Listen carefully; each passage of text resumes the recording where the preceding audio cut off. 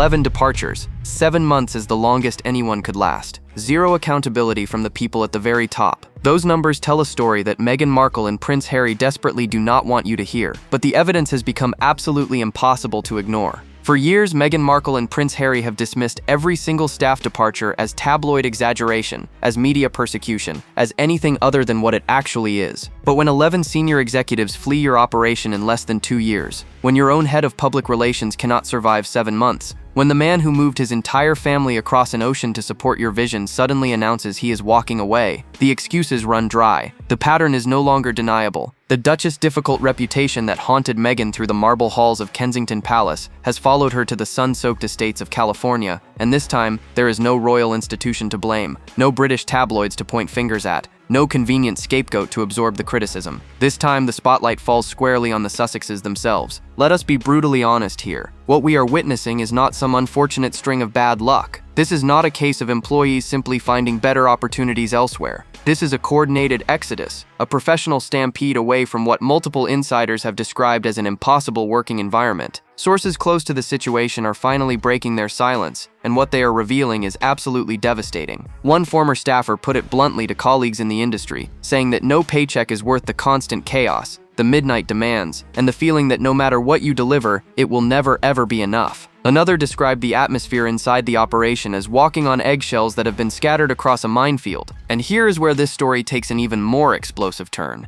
Word on the street is that Harry himself has begun distancing from Meghan's business dealings, not out of marital discord necessarily, but out of sheer embarrassment at the staff drama that has become impossible to hide. His solo appearances have multiplied, his independent charitable ventures have accelerated, and those close to the prince suggest this is no coincidence. The Duke of Sussex, according to those familiar with his thinking, has grown tired of constantly defending an operation that seems to hemorrhage employees faster than it can hire them. The irony is absolutely staggering when you think about it. This is the couple who left the royal family claiming they wanted to escape a toxic working environment. They positioned themselves as the ethical alternative, the compassionate employers who would build a new kind of organization centered on wellness and mental health. And yet here we are, watching professional after professional flee their employment like refugees, escaping a disaster zone. At some point, you have to stop and ask the obvious question. If everyone who works for you eventually runs away, maybe the problem is not everyone else. But the full scope of who has left and what they are saying behind closed doors reveals a pattern so damning that nobody with any credibility can ignore it anymore. The timeline of destruction stretches back further than most people realize, creating a trail of professional wreckage that runs from London to Los Angeles.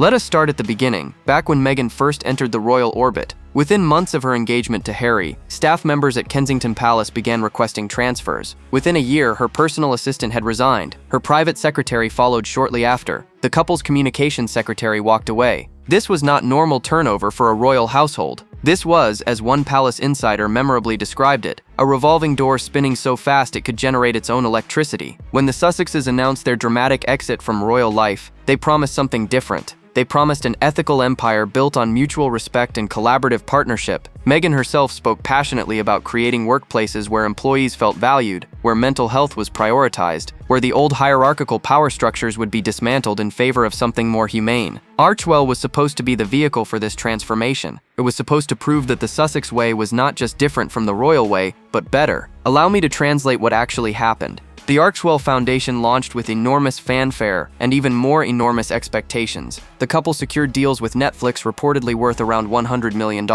They signed with Spotify for an additional $20 to $25 million. They hired a staff of professionals to execute their vision, and industry insiders watched with genuine curiosity to see whether the Sussexes could actually deliver. For a brief moment, it seemed like they might pull it off. They had the resources, they had the platform, they had the global attention that most entrepreneurs would sacrifice anything to achieve. But then the departures began, and they never stopped. Their chief of staff left, their communications director departed, their head of audio development vanished after Spotify publicly called them out for producing almost nothing of value. One executive lasted barely 3 months before deciding that whatever opportunities existed elsewhere were preferable to remaining in Montecito. The promised content barely materialized, the foundation's output remained minimal, and yet the staff kept churning, kept burning out, kept walking away with stories they would eventually share with anyone willing to listen. Reports suggest that industry insiders now actively whisper warnings about accepting positions with the Sussexes. This is not tabloid speculation or royal family propaganda. These are real conversations happening in real boardrooms across Los Angeles and New York. One entertainment executive reportedly told colleagues that recommending a talented professional for a Sussex position would be career sabotage. Another described the couple's reputation in hiring circles as absolutely toxic, noting that nobody serious wants that chaos on their resume. The very people the Sussexes need to build their empire are now treating employment with them as something to avoid. The specific incidents that triggered the latest wave of resignations reveal a workplace that has moved from dysfunction into full-blown crisis mode. The numbers tell a story so damning that even the most skilled public relations team could not spin their way out of it. Let us break down exactly who has fled and how quickly they abandoned ship. James Holt, the executive director of Archewell, and arguably the Sussexes' most trusted operational ally, recently announced his departure after years of service. This is a man who appeared in their Netflix documentary. This is a man who uprooted his entire family from the United Kingdom to Los Angeles, specifically to support their American vision. This is a man who stood by them through every scandal, every controversy, every failed launch, and now he is gone. Let that sink in for a moment. But James Holt was not alone in his exit. Just days before his announcement became public, Meredith Mains, their head of public relations, confirmed she was leaving after a mere 7 months on the job.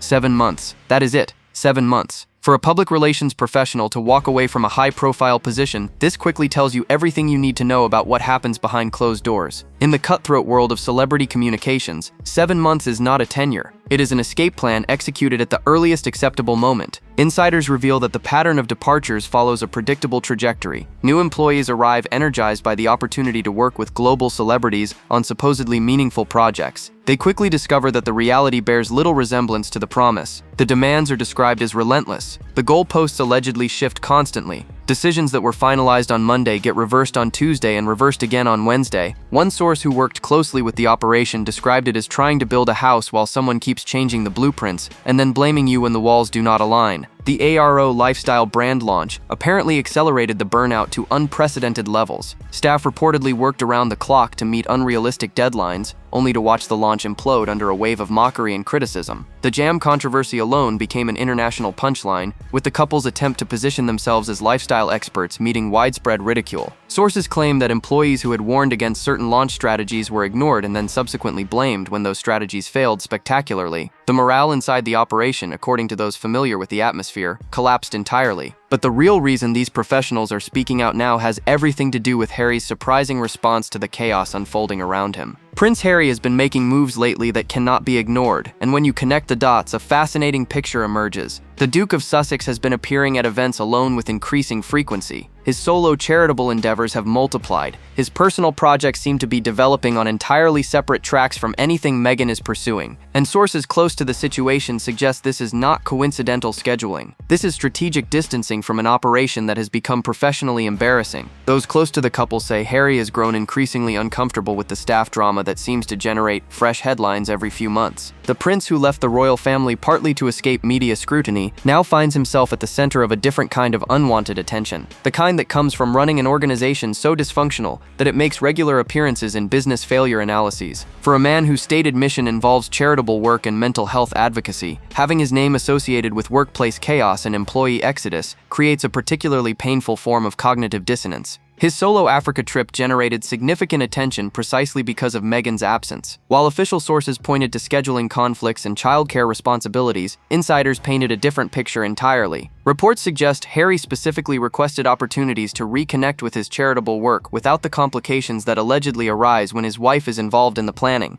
Whether this represents growing independence or growing frustration depends on whose interpretation you trust, but the pattern itself is undeniable. Harry is carving out space that belongs to him alone. The Invictus Games remain his passion project, and sources indicate he has fought to keep this initiative separate from the broader Sussex business portfolio. The veterans charity that defined his pre-Meghan identity continues to thrive precisely because it operates outside the sphere of whatever is happening in Montecito. This is not mere speculation. You can watch his body language transform when he discusses Invictus, compared to when he is forced to address questions about the couple's joint ventures. The enthusiasm versus reluctance distinction is visible to anyone paying attention. According to those familiar with the situation, Harry has allegedly expressed private frustration about constantly being forced to defend the operation against criticism. One source claimed the prince has grown tired of explaining why everyone keeps leaving, why projects keep failing to launch, and why the promised content never seems to materialize. Whether these frustrations translate into concrete action remains to be seen. What Harry allegedly said privately about the staff situation stunned even his closest allies, and the implications for the couple's business partnership are more significant than anyone has publicly acknowledged. Let us talk about what actually happens inside the Montecito operation, because the specific allegations about Meghan's management approach paint a picture that explains why talented professionals cannot seem to run away fast enough. Sources describe an environment characterized by late-night emails demanding immediate responses regardless of time zone or personal commitments.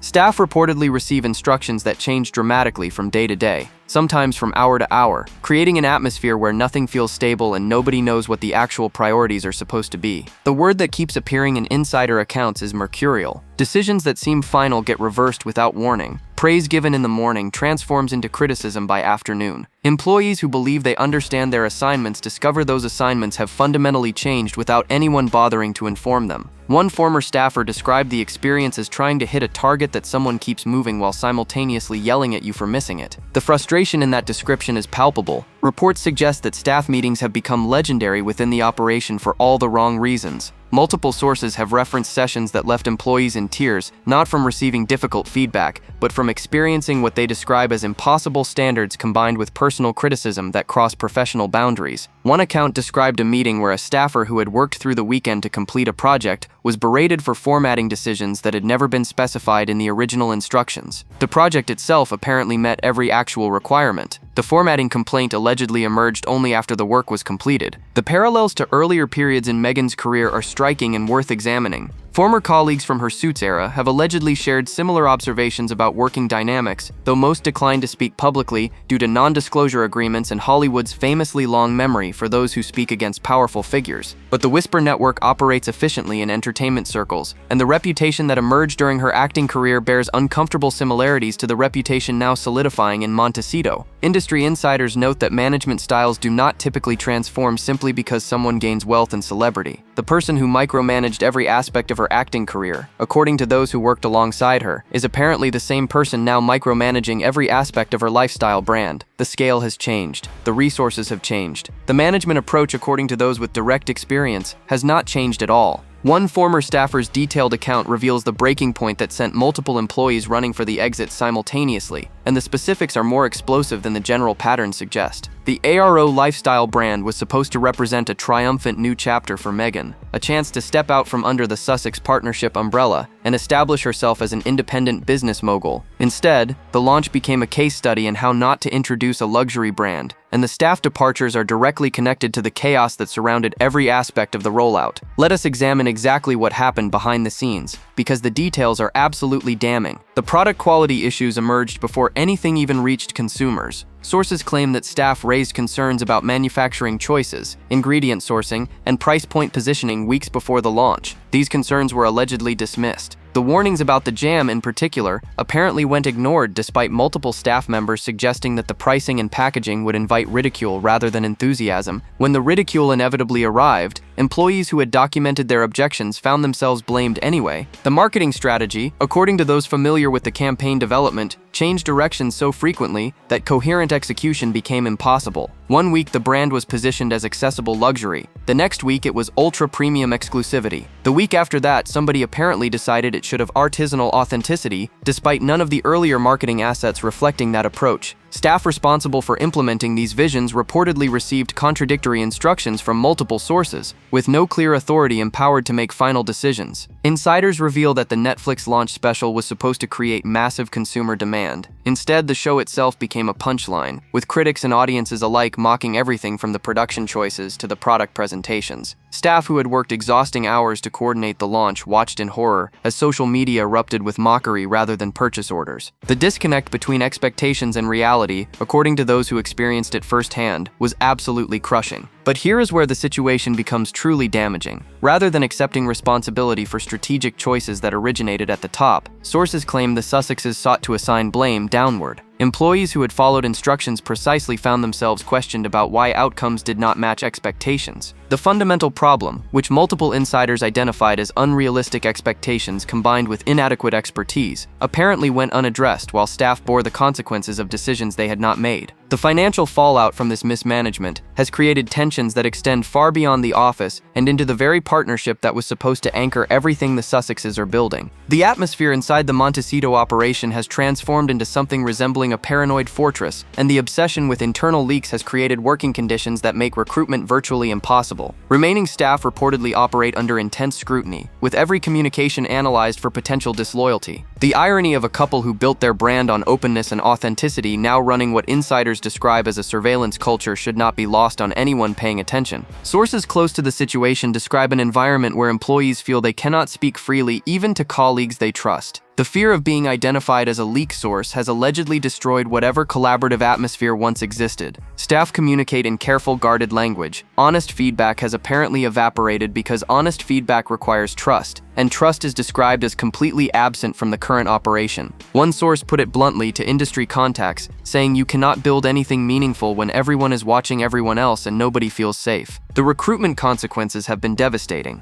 Word on the street in entertainment and lifestyle brand circles is that accepting a Sussex position represents career risk without adequate reward. Recruiters reportedly struggle to attract qualified candidates, with talented professionals declining even to interview once they research the operation's reputation. One industry insider described it as a death spiral, explaining that the best people will not work there because of the reputation, which means only less qualified people will accept positions, which means outcomes will continue disappointing, which means more blame and more departures, which means the reputation gets worse. The entertainment and public relations industries operate on relationships and reputation. Once a principal gains a certain reputation among professionals, that reputation spreads through networks faster than any public relations campaign can counter. And the Sussex reputation, according to multiple sources with direct knowledge of industry conversations, has reached a point where significant rehabilitation would require sustained evidence of changed behavior. Given the pattern we are witnessing, that evidence seems unlikely to materialize anytime soon. But the leaks themselves have exposed something far more damaging than workplace drama, something that strikes at the very foundation of what the Sussexes claim to represent. The accusations have grown increasingly pointed, and they strike at the heart of how the Sussex operation actually generates revenue.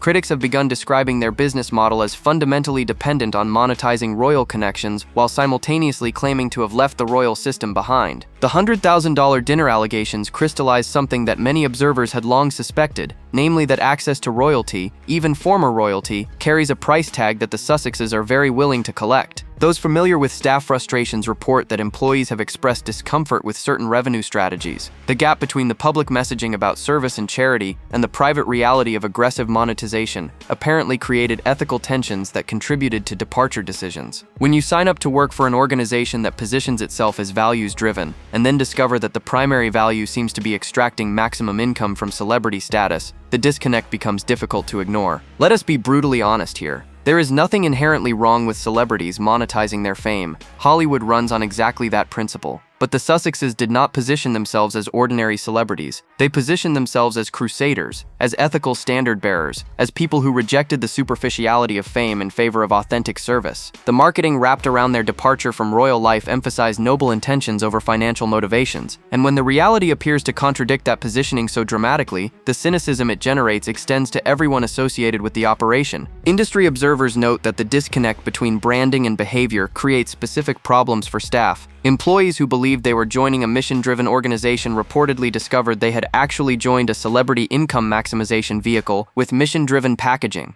The betrayal of expectations, combined with management challenges, created conditions where remaining became psychologically untenable for professionals who took the stated values seriously. Reports suggest that high-caliber professionals specifically refuse to stay once they understand the actual nature of the operation. People who build careers in nonprofit work, in advocacy, in genuine social impact ventures have options. They can work for organizations where the mission is real rather than performative. And increasingly, sources indicate those people are choosing those options over the considerable salary that Sussex employment apparently offers. The financial pressure this creates has pushed the couple toward what observers are describing as an increasingly desperate move that reveals just how precarious their situation has become. Insider speculation about the current state of Harry and Meghan's partnership has reached fever pitch, and the staff drama sits at the center of tensions that allegedly threaten the very foundation of their joint ventures. According to those familiar with the situation, the constant departures have become a significant source of friction between the couple, with Harry reportedly questioning why the pattern continues, and Meghan allegedly defending her approach while assigning responsibility elsewhere. The dynamic creates impossible pressures on both sides. Harry's brand depends significantly on being seen as the good guy, the prince who chose love over tradition,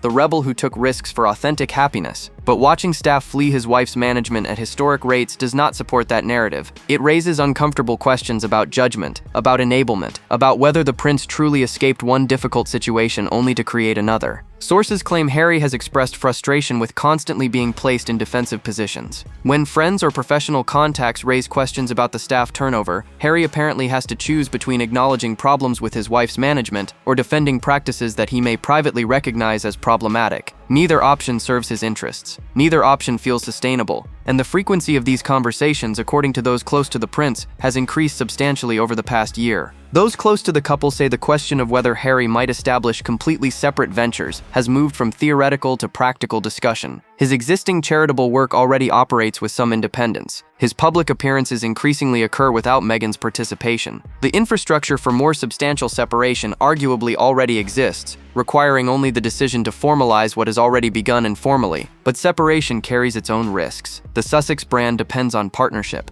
The Netflix deals, the speaking engagements, the overall commercial appeal all rest on the couple functioning as a unit. If Harry were to visibly distance himself from joint ventures, the commercial implications could prove catastrophic for both of them. The calculus involves weighing reputational damage from association against financial damage from disassociation, and neither option offers an obviously attractive path forward. What happens next could determine whether Archewell survives at all, and the choices facing the Sussexes have never been more consequential. The pattern we have examined throughout this analysis leads to an unavoidable conclusion that the Sussexes themselves seem unable or unwilling to confront. Royal staff fled, Hollywood staff fled, and now Montecito staff are fleeing. The constant in every equation remains the same, and at some point, the evidence becomes overwhelming. This is not bad luck. This is not media persecution. This is not coordinated attacks from the royal family or racist tabloids or any of the other explanations that have been offered over the years. This is a pattern of behavior producing predictable results. The central question that emerges from this entire saga is devastatingly simple. Is this a case of impossible employees, or is it a case of an impossible employer? When one staff member leaves, you can blame that individual. When two leave, perhaps coincidence. When three leave, concerning patterns emerge. But when we are discussing 11 senior departures in less than 2 years,